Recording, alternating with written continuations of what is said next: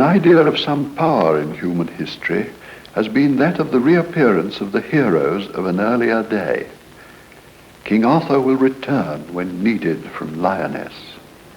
In a cave in Thuringia sleep Frederick Hohenstaufen and his knights, awaiting the trumpet call that will summon them to rescue their harassed posterity.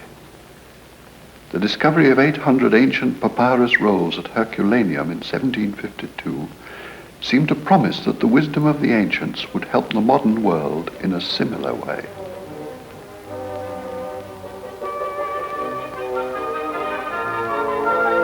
Excavations at Pompeii, Herculaneum, Paestum, and Stavia began in the first half of the 18th century.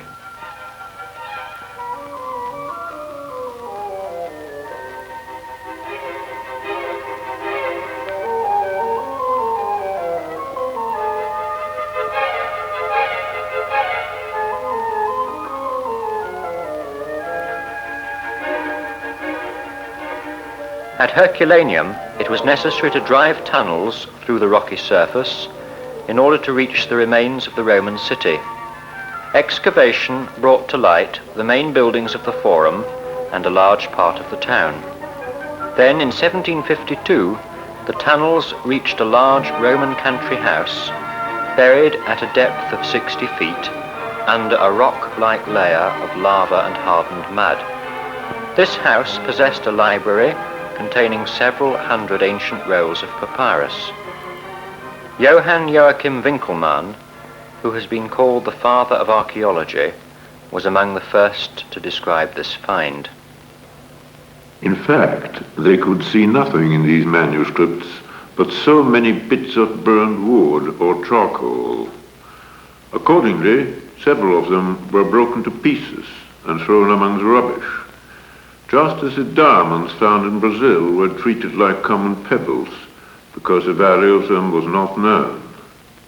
The order in which these seemingly useless bits of charcoal were piled one upon another was the only circumstance to attract the notice of the workmen and convince them that there was something more than mere charcoal. Soon after, the characters on them were discovered. But the difficulty was, when these rolls were brought on the surface, to unroll them. Burning without oxygen, they were turned into carbon. It was an ingenious and indefatigable Roman priest, Father Anthony Piaggio, who devised a machine to draw apart the edges of the manuscripts and slowly separate the layers which had been tightly stuck together. Within 4 or 5 years of the first discovery, he had unrolled one of the carbonized rolls of papyri. It turned out to be a discussion on ancient music by Philodemus, the philosopher of the Epicurean school. High hopes were raised by the success of Father Piaggio. The hopes at last faded because work on unrolling these manuscripts went so slowly. In 1776, when this report was printed, papyrus as a writing material had been entirely forgotten, and the Latin word was then in common use for paper. The truth, however, is that in the long history of the written word, papyrus was the first material to be widely used.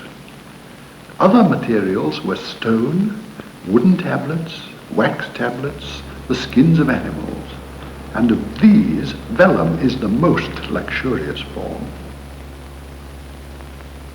About the 8th or 9th century after Christ, paper, invented by the Chinese and long kept a closely guarded secret, reached the West and quickly became popular. Paper could be made anywhere. Papyrus was restricted to the places where papyrus reed grew.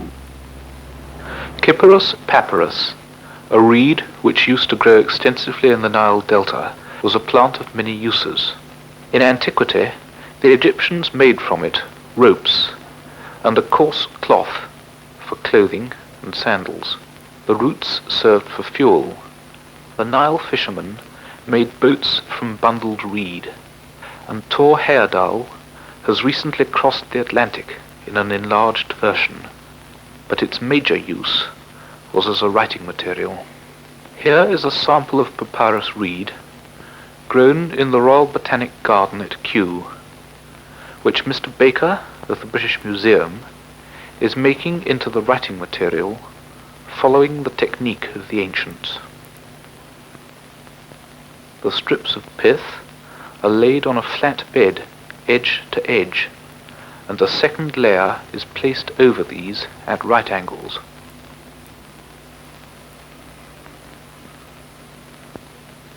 Now they are hammered gently till the sticky sap, which chemically resembles gum arabic, binds the layers together.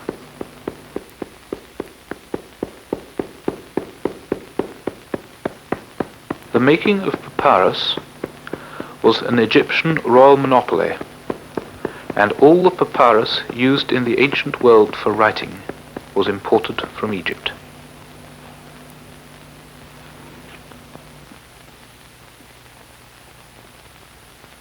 The surface is burnished smooth with a stone. You can see its flexibility. This piece, shown against the light, reveals the two layers of the fibers clearly. Papyrus was used in Egypt for more than 3,000 years before the birth of Christ. The dry sands of Egypt have preserved on papyrus books and documents and even quite ephemeral scribblings, which elsewhere have perished in the course of time. For nearly 1,000 years after the death of Alexander the Great, Egypt was part of the great world of Greece and Rome. And while it was a part, it shared in the life of that world, in its literature. It had Greek settlers who lived in Egyptian towns, magnificent cities like Alexandria and Antinopolis, or else owned villas in the countryside. Throughout the Roman world, a whole series of Roman wall decorations and mosaics had as their theme Egypt, the land of mystery, with its monuments, its sagas of old, its secrets, its curious animals, the crocodile, the hippopotamus. This fascination returned in the period of Romanticism. In Mozart's Magic Flute, we can still feel how Europeans in the late 18th century hoped to find in the wisdom and ritual of Egypt a new and satisfying answer to the mystery of life itself.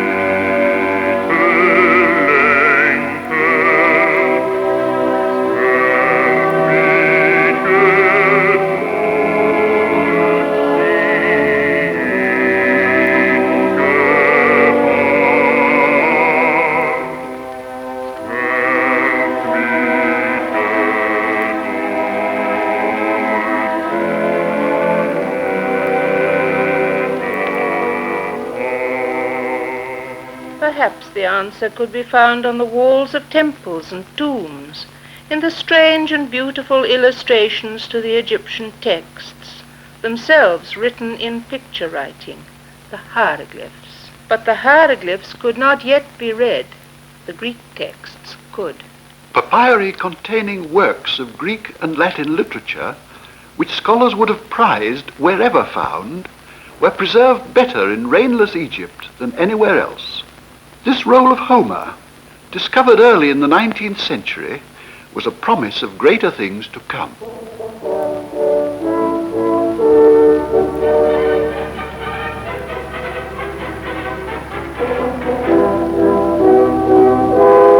Napoleon's journey to Egypt was actually the beginning of the scientific study of Egyptology, since he took with his army also a team of scholars, geologists, surveyors, and other scientists who made a minute record of the monuments they found.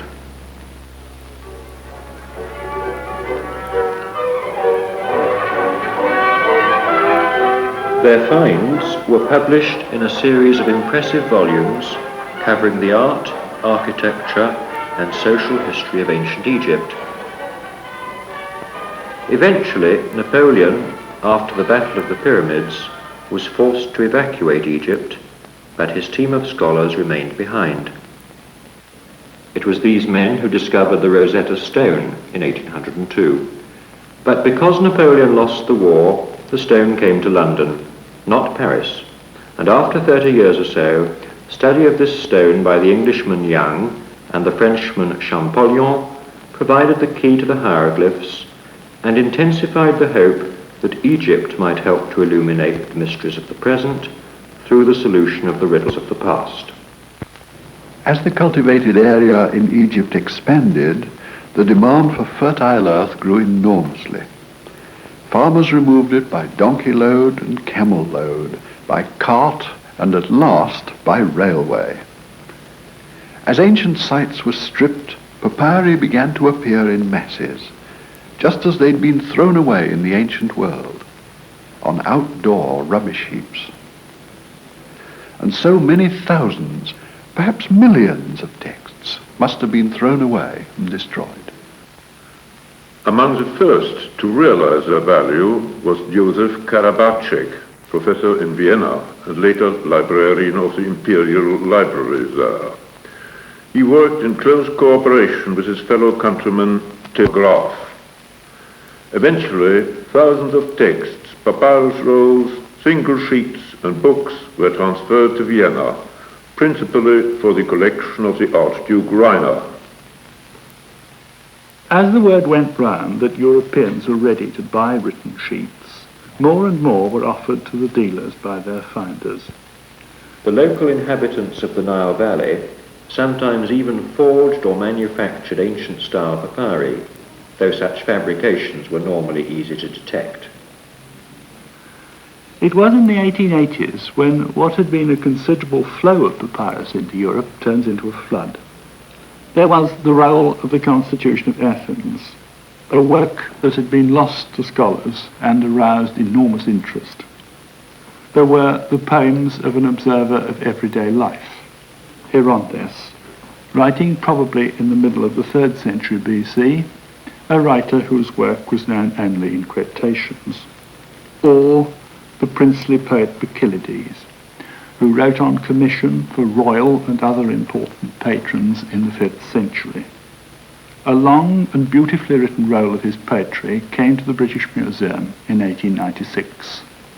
In London, these rolls were put in front of the young Frederick Kenyon, who produced editions of these lost works in what scholars have since thought was an amazingly short time.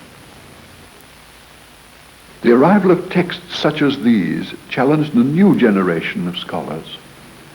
The great Mommsen, who was first to recognize the importance for historical study of collecting from a mass of documents the details that in themselves are trivial, but when assembled and related become significant. It was he who directed into work on papyri in Germany a young German student, Ulrich Wilken, who was later to become a father figure of papyrological studies.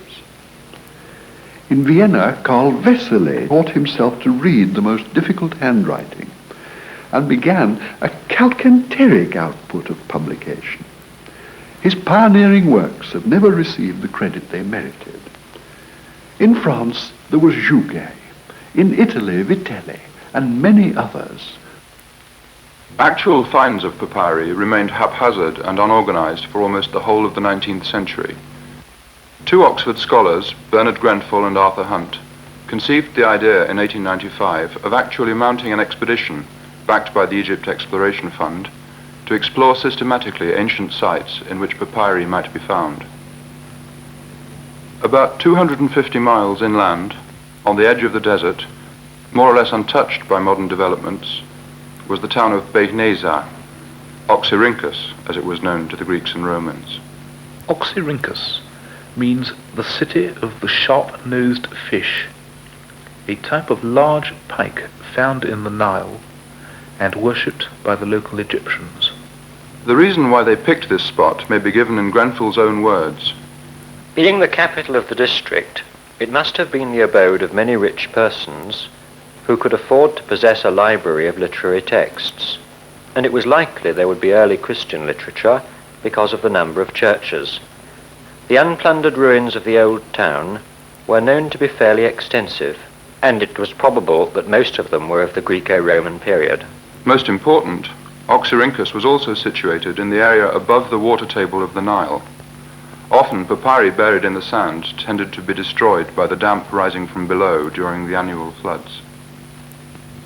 In the winter of 1896-7, Grenfell and Hunt started digging on the old town site, an area roughly 1¼ miles long by ½ a mile broad. They spent several weeks with little tangible result.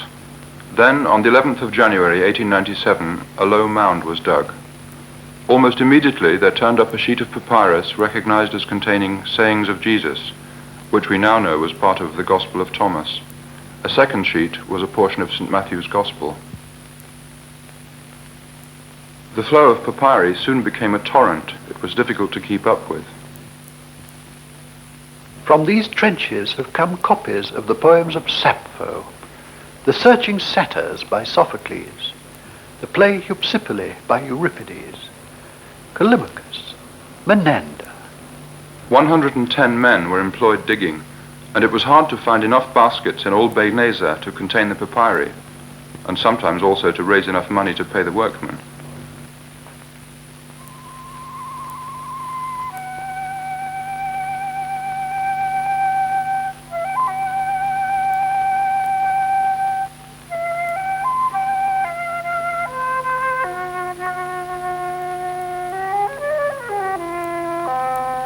Packing case after packing case, made of tin by the local blacksmith, were stuffed with rolls, single leaves, and fragments. In all, something like 900 boxes were brought back to England during the whole period of excavation, which continued until 1907. It was during the winters that Grenfell and Hunt excavated in Egypt. In the summers, they were back in their headquarters at Oxford, editing as much of the material as they had time for. The first volume of Oxyrhynchus Papyri came out in 1898. The series now runs to nearly 40 volumes and is far from being complete. In the last 70 years, more new manuscripts of works of Greek and Latin literature have been recovered than in any comparable period since the Renaissance. A new and immediate contact has been reopened with the ancient world. Papyri are still being discovered faster than scholars can transcribe and edit them.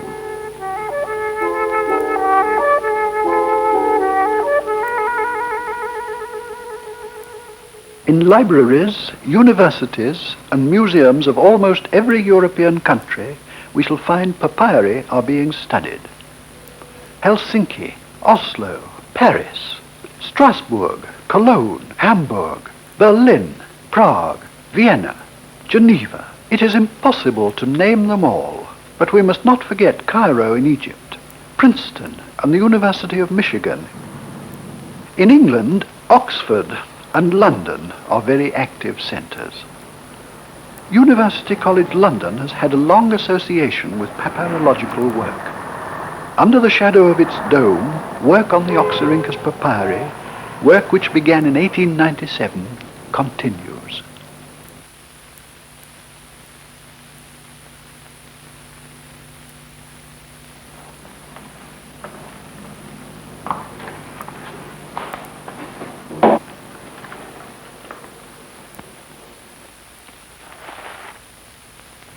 The contents of this box have lain unexamined since it was filled on the site at Oxyrhynchus 70 years ago.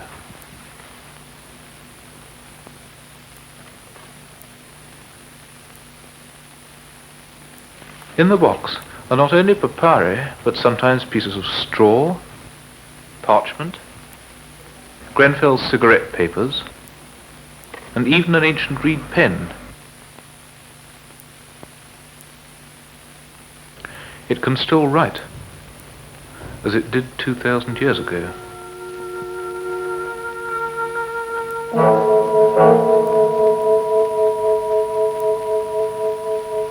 Hey mice, hey moan, hey mouse, hey mine. Hey meteros, hey meru, hey meteru, hey metero, hey metero. Hey meteros, hey meteru, hey metero, hey metero. Hey aute, hey eme, hey se, hey metera, hey humera, hey polis, hey politeia. The dry and brittle papyrus, when placed between layers of damp blotting paper, absorbs the water and becomes flexible again. The thymol crystals in the glass inhibit the growth of mildew.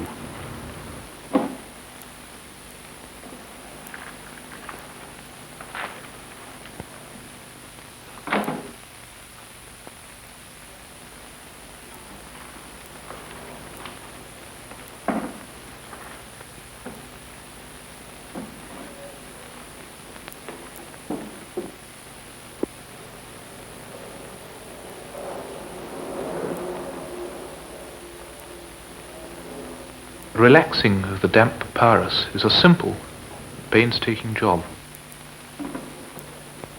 Other forms of papyrus require different treatment. Sometimes papyri already inscribed have been reused in a papier-mâché called cartonnage to make mummy cases and wrap corpses, even those of crocodiles. This film, made in 1962 by the late Professor Bataille and his colleagues at the Sorbonne, is a record of the dismounting of the mask of a mummy from the early 3rd century BC, which contained fragments of literature. A solution of hydrochloric acid and hot water was used to dissolve the surface plaster on the mask. After treatment, the paste binding the sheets of papyrus was softened by steaming on a metal grid over a brass boiler.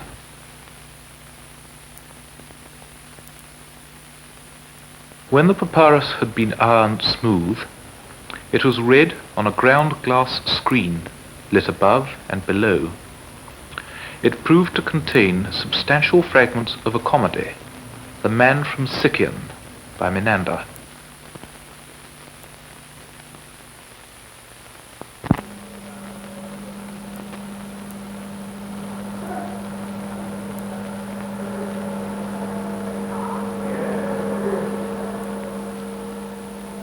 The fragments now go between sheets of dry blotting paper.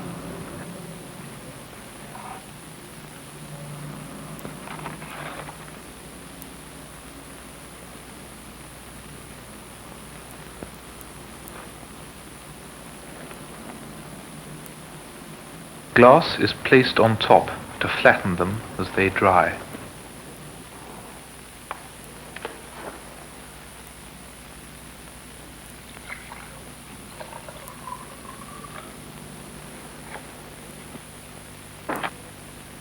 Industrial methylated spirit dissolves the dirt without harming the ink.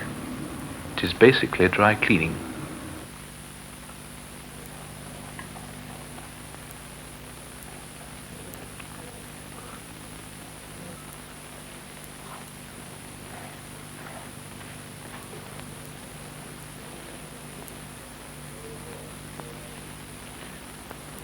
A record is kept which ties with the infantry numbers of the boxes at the excavation.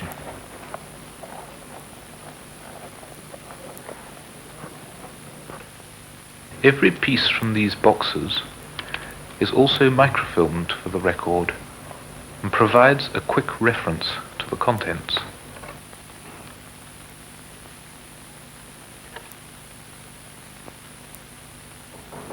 Come in.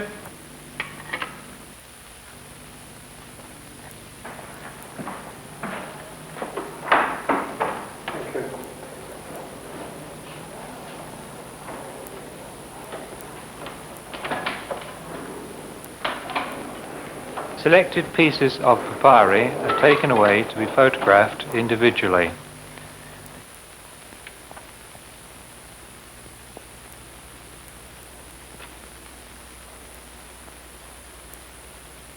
Standard industrial cameras are used. Procedure is basically simple. The main purpose is to increase the contrast between the papyrus and the writing. This is done by using a panchromatic film with a red filter. In a few difficult cases, films sensitive to infrared are used. On the right is a piece of original papyrus. This is almost unreadable. The left picture is photographed in the ordinary way, and the center is infrared. The colors seen on the screen are slightly distorted.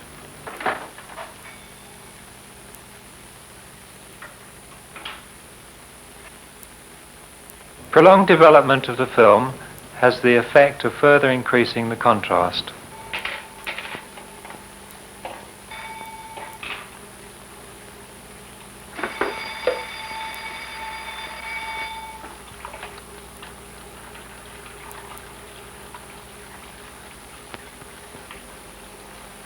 Many papyri are like this one, fragmentary, full of holes, surface rubbed away, ink faded. Here we can read the report on the reception given by the people of Alexandria to the visiting Roman Crown Prince Germanicus in the year AD 18. "Bravo!"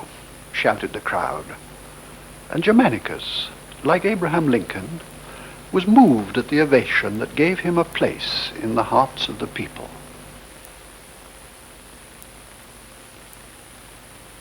When reading, first we have to decide, is it a literary or documentary hand?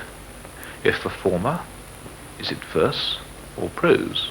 If verse, the meter helps us to recognize it. When it is in prose, the smaller the piece, the harder it is to place. We have here one of 35 pieces, large and small, in the same handwriting. Some of the large ones have been identified as in the Ionic dialect and from the second book of Herodotus. They are written in capitals, without word division or punctuation. In many, the words are not complete, but we have determined the average number of letters per line. With the microscope, we check the letters which are not clear. We also look for the fiber patterns seen in other pieces. It is like a jigsaw puzzle in 3 dimensions. In an unknown work, or document, our problems are more far-reaching.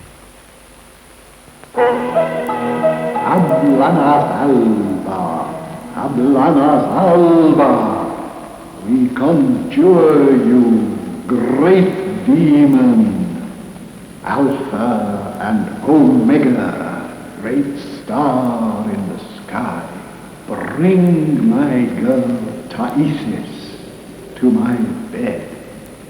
Ablana Alba, Ablana Alba. Reading the papyrus requires us to interpret as well as transcribe. In the Herodotus, the problem is to place the small fragments in context. Here, this fragment has the word phonu, killing, bloodshed.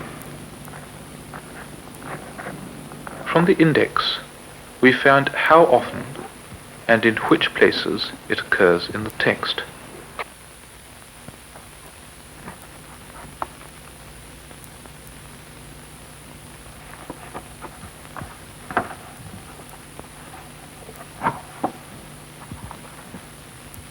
In chapter 100, it comes 16 letters before the word histien, to banquet, a word present in the next line.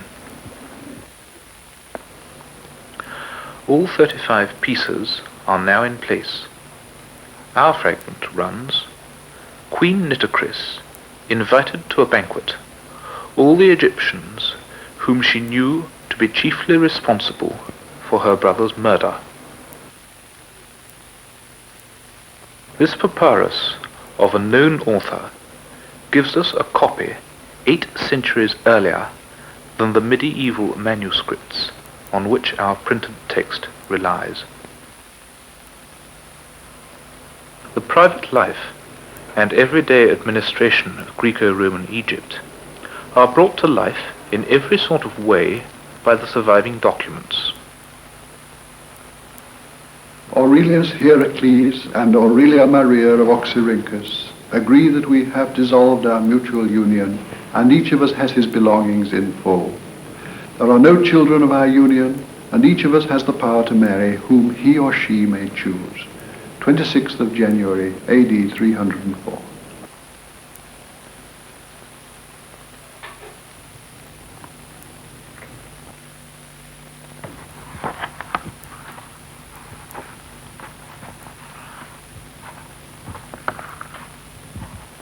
Sun arose to Caius, his dearest friend, warmest greeting. If you are in health, it is well. Theon brought in to me, O Harpim, royal banker of Oxyrhynchus, who spoke of the dishonesty of Epaphras. Don't let yourself be ruined through them. Believe me, excessive goodness of heart, more than anything else, brings men to ruin. Discoveries of the works of the greatest Greek authors are hardly daily occurrences, and excite our immediate attention. Among these pieces is one fragment in a handwriting very similar to a known papyrus of a tragedy by Euripides. The play is the Hippolytus, one of the 76 tragedies and satyr plays we know him to have written, although only 19 of these, including the Hippolytus, survived to be passed on in medieval manuscripts. It was his second play on the theme of Hippolytus and Phaedra, and was first performed in Athens in 428 BC. Yes, I think this must be from the same copy of the play as this bit that was found before, this big piece. The handwriting looks exactly the same, and a particularly distinctive letter is this tau. You see here, the right-hand side of the cross-stroke. Oh, it looks longer than the left-hand side. It's extremely like a gamma, actually. Yes, as you see, it's like something like that. Oh, yes. This, of course, is that famous passage, isn't it? Yes, that's right. It's where Phaedra is philosophizing, having admitted her love. Oh, yes. And we recognize what is good, but we don't do it. Well, that's the usual reading, yes. That's reading ta Christa. But the papyrus has the reading ha Christa, which gives a rather different meaning. What we recognize as good, we fail to carry out. Oh, yes. Well, that actually is a known reading, if I remember rightly. Well, if you're lucky, I think you're going to get a great deal of this manuscript. If I remember rightly, there was a piece of it published by Mr. Roberts more than 20 years ago. Yes, 2224. That was Oxyrhynchus 2224. I just get it. It's in volume 19, I think, Professor, unless it's 20. What sort of date would you say?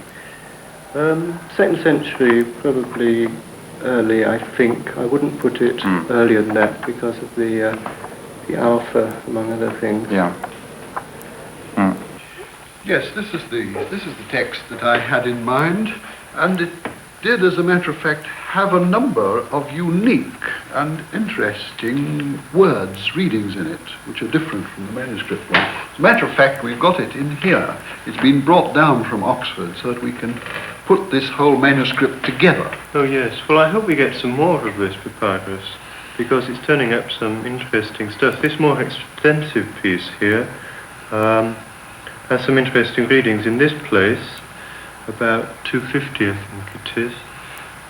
All the manuscripts of the play present the word stergethra, phenon, the mind's affection. whereas the papyrus has Thelgetra, the mind's bewitchment. Yes, that is interesting, because when Plutarch quotes this passage, quotes Thelgetra instead of Stergetra, and people have always, editors of the play have always felt in the past that Plutarch was merely quoting carelessly. But now the papyrus shows us that this in fact was a genuine reading which circulated in antiquity. It may perhaps not be the right reading, but at least we can absolve Plutarch from the charge of carelessness. One point which emerges from the manuscripts is relatively how few errors there are in manuscripts that have been copied and recopied. More exciting again is the recovery of works lost completely. Menander, who lived 2 centuries after Euripides, didn't have Euripides' luck. No medieval manuscript of Menander's many comedies had survived, but papyri have given these plays back to us, starting with the papyrus text found in 1906. When we try to recreate these texts as works of the theatre, we're helped by the parallel discoveries of works of art with representations deriving from ancient performances. A very interesting set of scenes from Menander was discovered in 1962 in a house on the island of Lesbos, whose owner, some 6 centuries after the dramatist's lifetime, was evidently keen enough on these theatrical classics to have them as decoration. What are the plays that are represented on these mosaics? This one, for example, is the Epitrepontes. It shows the arbitration scene which is mentioned in the title, The Arbitrants. Here we have the play called The Dagger, Enchiridion. This one is the apparition, the phasma. For us, one of the important questions is to ask how far the artist is really representing what happened on the stage. In this scene from Act 5 of the Misoumenos, The Man She Hated, our text seems to require the presence of 4 characters, and it looks as if the mosaic maker has eliminated one of them. That's a very interesting suggestion about the Misoumenos. Is it true about the phasma too? Well, of course, that really is very difficult to answer, because in this mosaic, where the girl is coming out from the hole in the wall wearing her beautiful gold dress, and her lover has suddenly been surprised by her father, involves us in a scene indoors. And the scene indoors on a Greek theatre is difficult to show. Still more so if you've got to have 2 rooms, one from which house from which you can pass to the other. And then I think also in this new portion of the play that's in this text, that scene or something like it is reported to us by the servant of the man next door, who really is fond of this girl himself and who is absolutely made jealous by the report that her face is being kissed away in there. Well, do we have actual representations from the plays in these mosaics? Well, I think the Samia illustration would help us if we could find it. The scene here is labelled, as commonly, Act 3 of the Samia, and on the right we have a character labelled Cook, and he, according to the text, has just said, I'm going to stand aside a little, and that's what he's doing.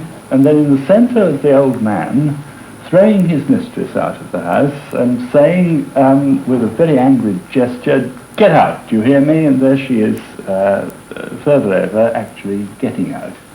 So that is rather close, I think. And that's particularly interesting because in the new papyrus manuscript found in Geneva, it's clear the cook is present.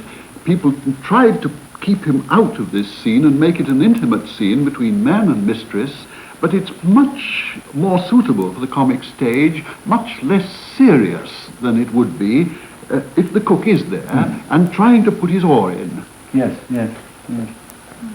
My other problem are these fragments, these ends of lines, which I think may be from the Samia, The same character, Moskian, occurs here, and it's part of a dialogue, obviously. Oh, of course, of this play, we still haven't got the whole, have we? We've got third act, fourth act, fifth act, quite a lot of the second, less of the first, and parts of the prologue and the first act have quite considerable holes, so it maybe will go in there. And you've even got a Moscow in this piece in a slightly different context again. You might indeed have a play and a half, and of course one's always getting new problems when you have new finds. So, what is the next find going to be? Perhaps another fragment of Samia, or a laundry bill.